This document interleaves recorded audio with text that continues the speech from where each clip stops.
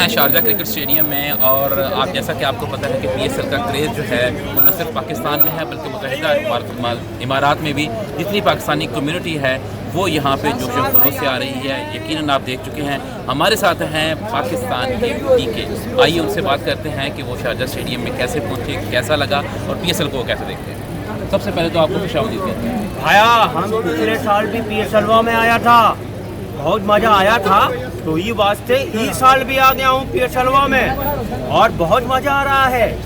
कैसा देखते हैं PSL को यहाँ पे आप? भाया PSL जो है पाकिस्तान का सबसे बड़ा इवेंट है, तो ये वास्ते यहाँ पर बहुत मज़ा आता है और भाया हमारा पूरा सपोर्ट हुआ है PSL को। तो आप यहाँ पे कुछ आके ढूंढा है, कुछ मिला है आपको PSL? भाया अभी हम ढूंढ रहा हूँ ये चैम्पियन को, ये PSL का चैम्पियन मिस है, तो ये वास्ते को ढूंढ रहा हूँ। और भाया हमारी नज़र में वो लोगन चैम्पियन है जौन लोग दूसरे गोले से आकर ये PSL को कामयाब बना रहे हैं। तो क्या देखते हैं कौन चैंपियन बनेगा? भाया ये तो 17 तारीख को पता लगेगा कि कौन चैंपियन बनेगा, लेकिन ये PSL में हमारा चैंपियन है पाकिस्तान। शुक्रिया। पाकिस्तान जिंदाबाद।